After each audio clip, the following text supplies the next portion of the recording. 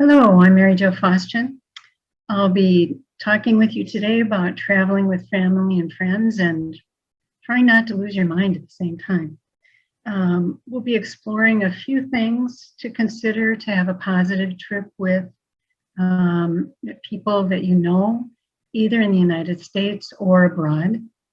And so I've listed a few resources for you. Some that you can Google on the internet. You can get a lot more, I'm sure, at this point.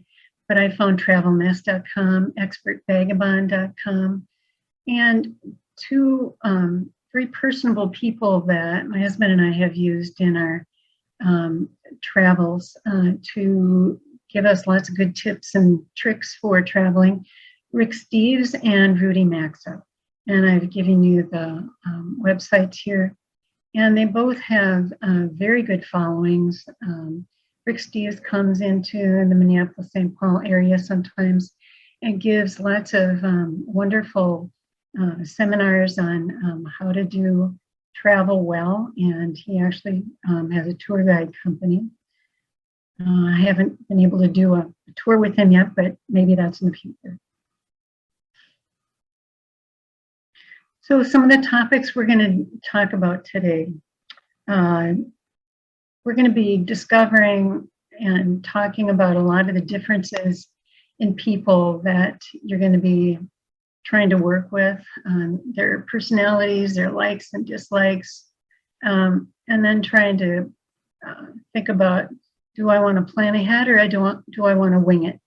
Do I want to go spontaneously? Cost is always and most likely a consideration for most people. Delays, lines, loss of patience, it's happening all over the place right now. And then we're going to be talking about how to rework that. And so some of the positive things that I came up with that might help you to have success in your trip. Not only the virtues that you can encourage in yourself and other people, but a few personal tips as well. So say you and some people that you know have decided to go on a vacation. And it might be your immediate family, it might be your extended family, it might be you and a friend. But whatever, one of the first decisions that you end up trying to make is, where are we going to go? And so, you know, there might be people that want to take this rustic vacation out in Arizona to see Monument Valley, where they did all the Westerns. Okay, maybe they're into horses and ranches and things like that. There might be some in your family that just want to sit and just kind of watch a sunrise or a sunset. And notice the dog is even doing that here. I think that's really cool.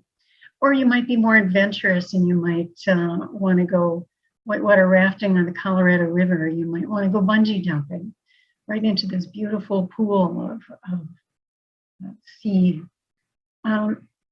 So whatever you want to do, wherever you want to go, there are lots of decisions to make. You might want to go look at beautiful landscapes, such as these on the left. You might want to go to a beach and look at the beautiful tropical areas, the beautiful tropical sunsets. You might want to go to a spa vacation. Hey, that sounds good. Any of these sound wonderful to me. I've been kind of stuck at home for most of the pandemic myself. So right now, my husband and I are thinking about where to go. We can't quite decide where to go right now. Or the ultimate decision for families of all sizes and ages, going to Disney World. And so we've been there twice. It's quite an experience. I know now it's much more expensive, and it's changed a lot since the pandemic, I think. But, you know, it's still a wonderful escape. You might just want to go see friends or family, and that's a wonderful thing too. Whatever you want to do, what I will encourage you to do is try to recognize that everyone that you're going with may have a different way of looking at this trip. One person may want to relax on the trip. One person may want to do a lot of visiting with the native culture. Other people may want to just kind of chill out, and or other people may want to be super busy the whole time. Whatever you do in trying to decide where to go, I will suggest that you cooperate and think about maybe, do one trip for to satisfy one person 1 year. Next trip, maybe you can do something that somebody else wants to do. So maybe putting the choices in a hat and picking them out each year. That's something that some people do. Whatever you can figure out that will work for you and your group that you're going with, okay? The second decision that you might have to make is, how are we going to get there? Are we going to go by bus, RV? Are we going to go by train or plane? Or are we going to be really adventurous and maybe rent a hot air balloon? There's so many different ways to travel these days, and there's so many different resources. So that's another consideration. It might have to do with, what your resources are that are available. Right now, it's been suggested to my husband and I, since we want to travel a lot, that we chuck everything and get an RV and just go traveling around the country. Well, we don't have the money to do that. But that sounds interesting, and I know some people do that. So more power to them, but we just can't do that. And then another decision, what are we going to do once we get there?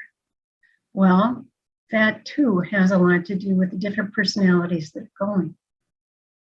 Some people want to be really busy and they're outdoorsy and they want to go canoeing and camping and parasailing and kayaking and, snowboarding and who knows what else. They want to just do all and do all kinds of things and always be busy. Other people just want to sit and relax, and they want to watch the waves, and they want to just, have their little drink at the tiki bar. To each his own, right? But if you're trying to plan a vacation and you have two different ways of looking at it, that's going to be something that you need to sit down and kind of talk about. Okay, so how are we going to satisfy all of us? How are we going to do that? And you don't want to wreck somebody's dreams, because, something like this vacation where you're just sitting and relaxing and doing nothing, for us who've been stressed out with work and during the pandemic and all the problems in the United States and the world, sometimes just sitting on a beach and trying to forget everything sounds like a dream. And you don't want to step on that dream. So you do want to just kind of cooperate and try to talk with that person. How are we going to do that for you? How are we going to do what I want as well? This always brings up all kinds of differences in people. And so as you're looking at what you're going to do, how you're going to do it, where you're going to go, many different differences come up between the people that are going to be going. It wouldn't be so hard if you were just going by yourself, but if you're going with at least one other person, there may very well be some basic differences in your personality and how you look at things. Okay, so maybe the person that volunteered to plan the trip is a planner, a leader, tends to be a driver, and tends to be very organized, but they're not very patient. How is that going to come off? That's going to come off sometimes like they're trying to control the whole thing and not trying to take anybody else's desires into play. And a person who's spontaneous and a follower, more laid back, may not like that. May not like that kind of person kind of deciding what to do and deciding everything that's going to be done and where they're going to stay. So to be able to look at these differences in your personalities before you go and decide how you're going to work with these people that you're going to go with. What can you do in your personality that would help you? Because as we all know, we can't necessarily change somebody else. We can ask them to cooperate with us. We can ask them to work with us, but we can't make it happen. So the person who is planning, if you are planning vacation, if you are doing the planning, I will suggest that you consider all the people that are going. And especially if there's somebody with special needs. Maybe there's younger people and or older people that need breaks more often than you do.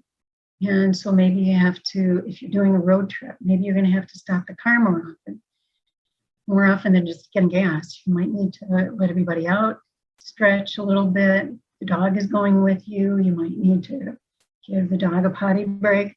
Those are all important things. You also might need to consider whether certain people are more hyperactive, more anxious, and maybe they need to be distracted. Maybe they need to keep more busy. What can you do to consider all the differences in the people that you're going with? Besides asking for their cooperation, what can you do as a leader and the planner to help this be a good trip for everybody? And so, there are advantages and disadvantages of both planning ahead and winging it or flying by the seat of your pants. So if you're planning and you like to plan and, you're willing to get on the internet and you're willing to call people and, ask, is the park open when we want to go? What are the hours of operation? Or maybe you can find that on the internet. Sometimes you can't find everything on the internet. Sometimes you do have to call. And sometimes you might have to call for reservations rather than doing it online. There's lots of different ways of doing that. And so you may get more of the things that you want when you're a planner, but things may still fall apart. And sometimes at the last minute, there's cancellations or somebody gets sick or whatever, and you have to flex a little bit and change that up a little bit.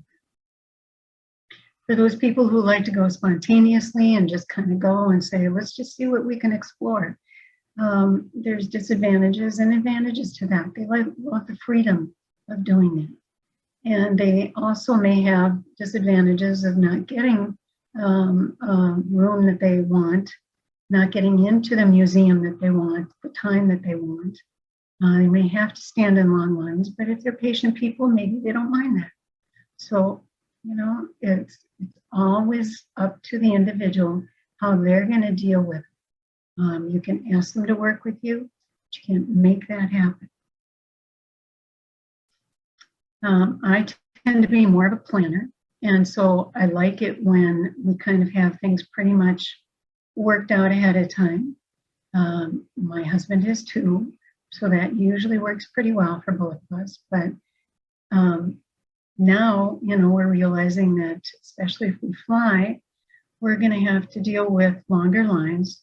We're going to have to find ways to be a little bit more cooperative with each other. We're going to have to work on this idea of cost and how to contain the cost. And so that's another issue that needs to be considered with travel. And gas prices are, yes, through the roof, but I'm sure hotel rooms are as well. Maybe people can cooperate on the cost as much as possible. Maybe one person can put the bill for the food for the night. Maybe, there can be a shopping trip that everybody goes and they do their own thing, and so everybody pays for their own at that time. You also may want to look at if planning is difficult for you, especially if you're older and or more confused by stuff on the internet. You may want to do a tour and a tour guide. We went through AAA and we went through, it was Trafalgar, number of years ago to go to Italy. A wonderful experience. There was all kinds of other different tour groups that were going at different times. And so we had to kind of work around them as well. But we had to save for that trip. It was an important trip for us. So it was an anniversary trip. And we saved and saved and saved so that we could go to that, because we knew we may not get back there again. If cost is no problem for you, then you won't have to worry about any of that. But most of us have to worry about the cost and what we can afford this year. Maybe we can afford a bigger trip next year. And that's kind of what we're planning for next year. But all of us are going to need to look at the fact that there's going to be most likely lines no matter where we go, delays or cancellations. And along with that, either we are going to lose our patients or somebody that we see is going to lose their patients, either with people at the airlines or people on any number of different places, hotels, or maybe there's a long line at the restaurant by the time we get there, whatever. My suggestion at this point is to plan for the delays, add extra time in your travel plans for that, and plan for problems, because problems always do happen. Very, very rarely does a trip go totally, perfectly smoothly. So planning for something to go wrong and trying to prevent problems before they start is always a good plan, I think. And that brings up this idea, did you plan time to spare in your vacation plans, or are you scheduled to the max? Now, years ago, when my husband and I did trips together before the internet, before cell phones, before GPS, we tried to schedule everything to the max. And we got burned a few times, but most of the time it worked out for us. Now, since everything is so much, kind of guaranteed by looking at your cell phone or GPS or whatever, that can make things a lot easier. And you think that you can get by scheduling more, but just be careful of that, because you may not be able to if there's some sort of hitch in the planning. So whatever you do, wherever you go, however you plan it, cooperation is an essential for all of the people going together. Maybe you're all in one family, but you may all have different ways of looking at vacation time and time away. And you may all have different personalities. So in trying to fit the puzzle piece together of this perfect vacation, how are you going to do it? I will suggest two main things, and that is to support each other if problems happen, and to cooperate together, be kind to each other, and loving. And that brings up the virtues that I think can be successful for good vacation. And as you look at this list of virtues that we all should have at all times, but all of us fail all the time, I think the most important one for travel would be patience. And the second important one would be self-control. Self-control if things go wrong. Trying to find ways to understand that people are different, and that's okay. Just because they want to do things different doesn't mean it's wrong. Trying to find ways to be grateful for the fact that you can get away, and especially if this is a time where you're paid from work to have a vacation. Oh, what a wonderful gift that is, to be paid to be able to take a vacation. To be grateful for that, and to find ways to be humble enough to forgive each other for their faults. These are all things that can be very, very helpful. And now some personal tips from me. And the first one that I recommend is to be careful of your personal property and keep it very secure. And the reason I say that is when we went to Italy, back in 2014. We took a bus tour, and it was terrific. However, we had planned many months to try to work this out, and how are we going to make sure that our credit cards are secure and our money is secure and everything. So we had that all figured out. But then toward the end of the trip, I got kind of lax, and I let my phone kind of be out in public, right on my person, but it was easily seen by the pickpocket that was right next to me in Florence. And before I knew it, it was gone. And sadly, that is how I remember Florence, Italy. Really sad, because there's so many beautiful artistic works in Florence, and that's how I remember Florence. So for you to secure your personal property, whether it's your backpack, your phone, your personal identity, whatever it is, make sure it's all secure.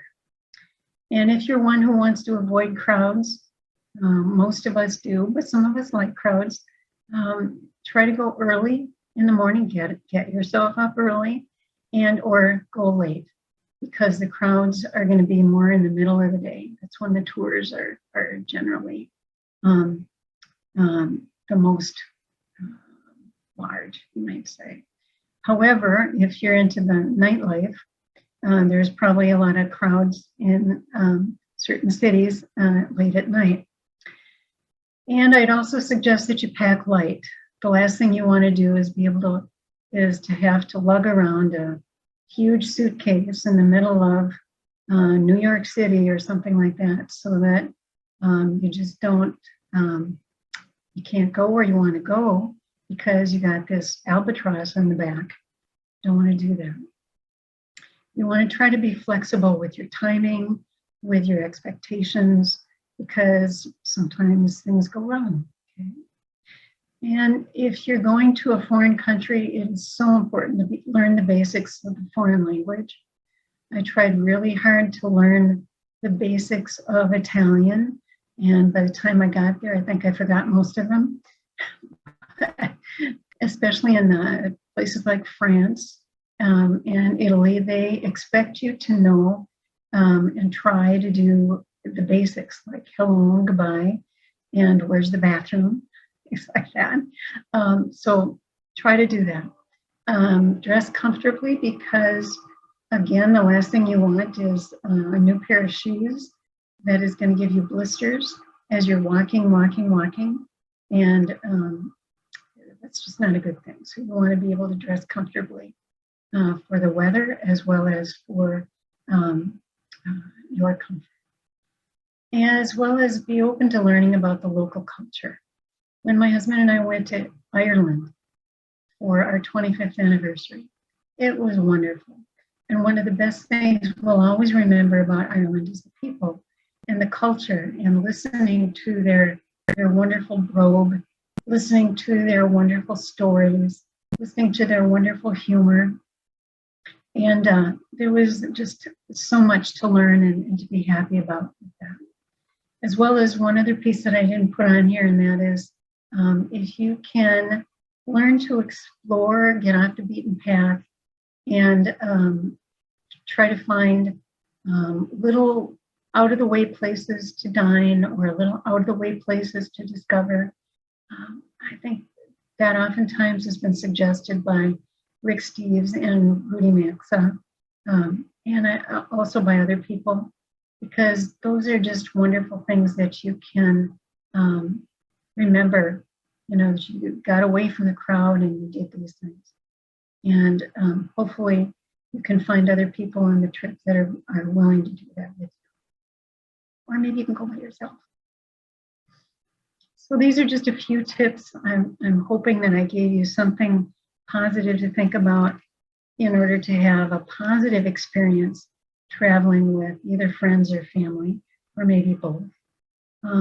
Because there's so much to enjoy in the world. There's so much to enjoy here, even in this country.